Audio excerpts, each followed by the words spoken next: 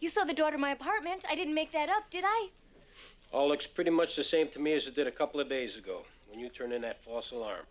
It wasn't a false alarm. It was a murder. By a ghost?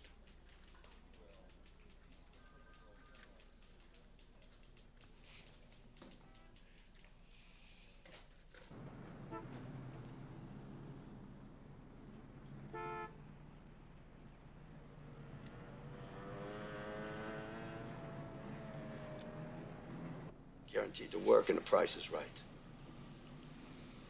I'll take it. No, I can't do that. There's a 15-day waiting period on handguns in this state. But I need it now. Isn't there anything you can do? No, the boss won't like it. It's against the law. Sorry.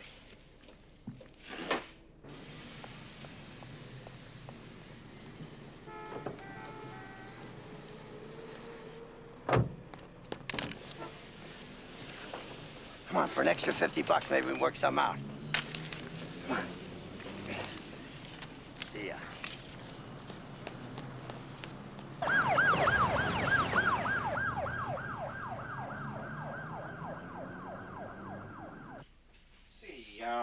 No significant burns. Treated for smoke inhalation. Oh, wait, here we go. Jennifer Banning was released from St. Matthew's 3 weeks after the incident. Transferred to Lancaster Mental Hospital. The diagnosis, catatonia following severe emotional disturbance.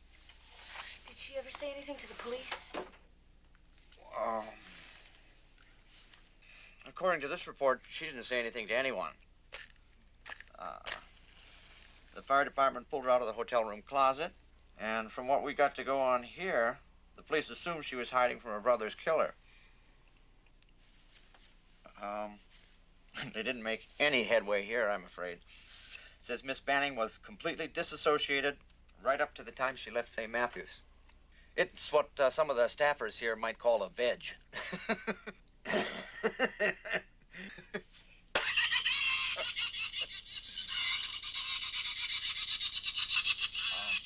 It isn't very nice.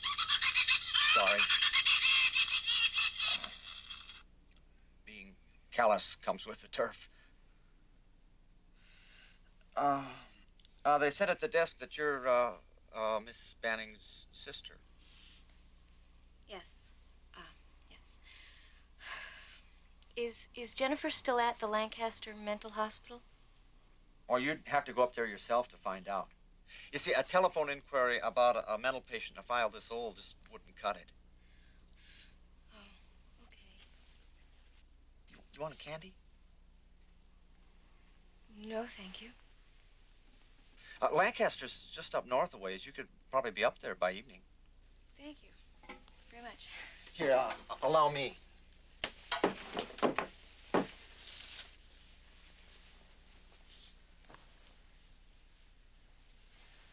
I wouldn't advise getting up there too much after dark, though.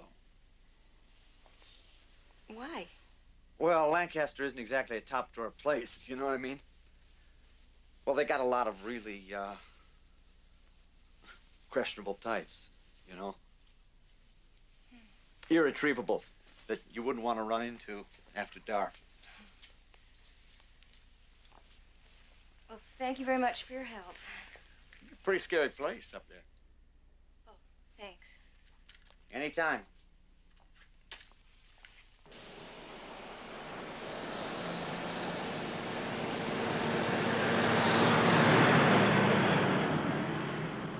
Hello, Jane. It's Laura. Is Michael in his office? Can I leave a message? Okay. Tell him that I've tracked Jennifer Banning to the Lancaster Mental Hospital. I'm on my way there now. Tell him that I'm sure that she can help me, and if he can, meet me there. No, tell him that I really want him to meet me there. Okay, thanks.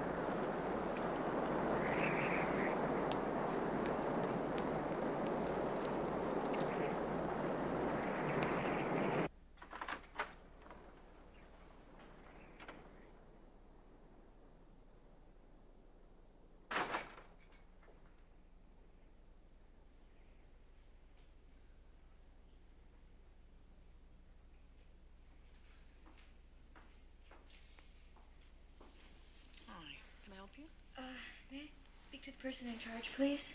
Well, that would be Dr. Jensen, but he's already gone home for the night. I could get Miss Crenshaw to see you. She's the head nurse. Yes, thank you. Okay.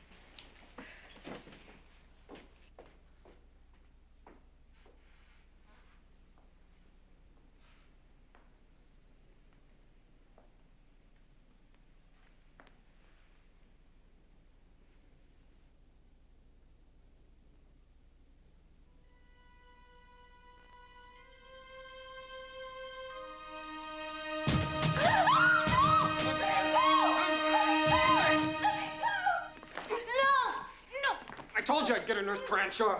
I told you. Yes, Lester, and you have. Now, you can release her. I'll take over from here. You almost cost me my job, lady.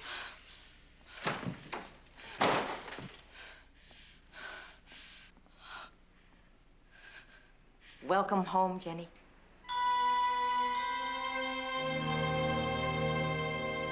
Oh, my God.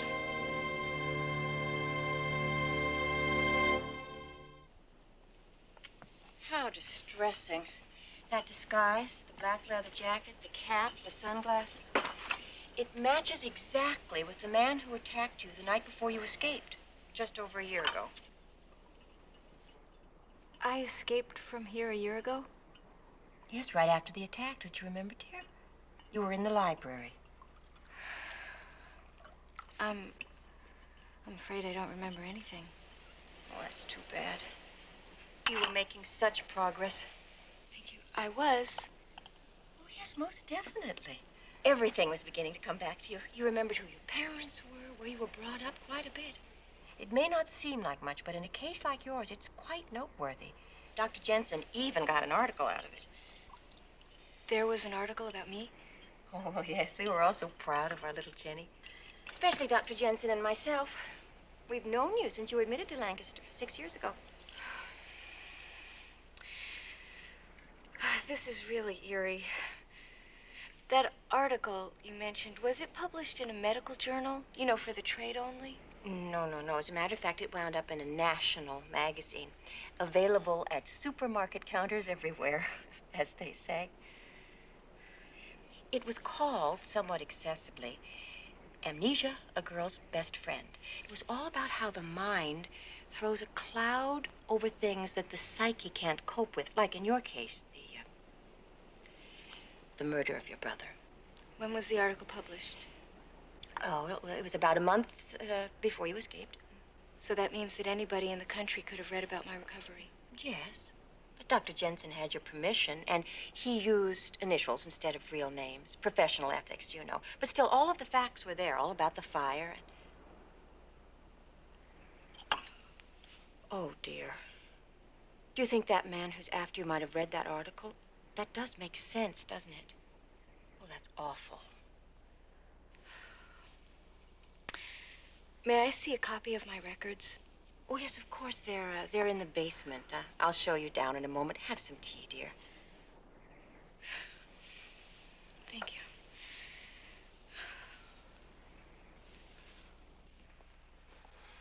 You know, you're quite free to come and go now as you please. Your recovery showed such progress that you were slated for release anyway, soon after that man attacked you and you ran off. There was just some minor paperwork left to complete. Well, I'm very happy that I don't have to stay here. I obviously have a lot to thank you for. Well, we were very close. I'm just glad that you're all right.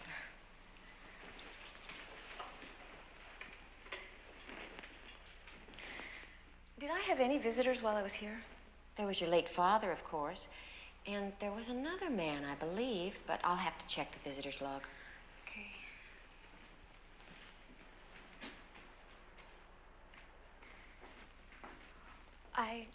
I know this place. Wonderful.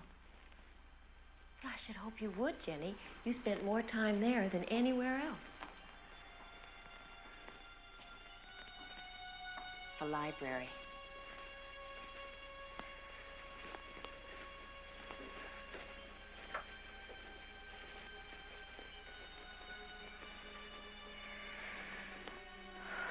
There they are.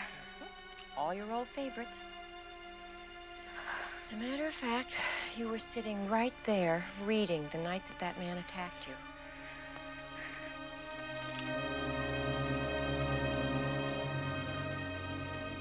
My assumed identity. I checked the visitor's log. What did it say? Well, I knew I remembered something. Outside of your father, may he rest in peace, you only had one other visitor. And that was during the first few months that you were here, a Mr. Jack Franconi. What did he want? I don't remember precisely. 6 years is a bit far to go back. You're telling me. But I did come across this note. One of the blessings and curses of a bureaucracy is that you keep just about everything. Mr. Franconi insisted that we slip this note into Jennifer, should she ever show any sign of recovering.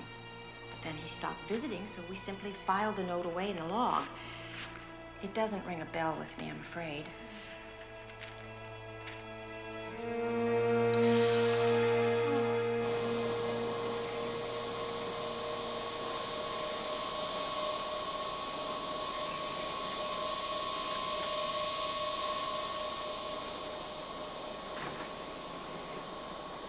Okay, thank you. Thank you for everything. Oh, I didn't do anything, honey. Oh, wait a minute. I almost forgot. I thought you might like to have this. It's a picture of your 21st birthday party, and you had such a lovely time. This man here, the doctor, I met him last week in a mall, but he was bald. George Wilson? No, he's not a doctor. He just liked to pretend that he was one. Oh, and he loved wearing that toupee. How's George doing? He's fine. He looked fine. Do you still have the present that we gave you? It was the only thing that you took with you when you ran away. What present? The old Ouija board. It was an absolute passion of yours. Oh, yes, I still have it. Where did that come from? Oh, nobody knows. I suppose it must have belonged to one of the patients, you know, years ago. But we polished it up and we made it yours. Strangely enough, it provided you with some very useful role-playing therapy while you were here. Do you still have fun with it? Oh, yeah, a lot. Good. Bye, dear.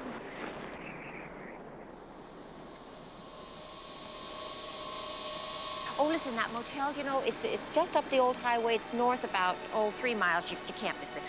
Okay. Thank you. Bye. Bye, sweetheart.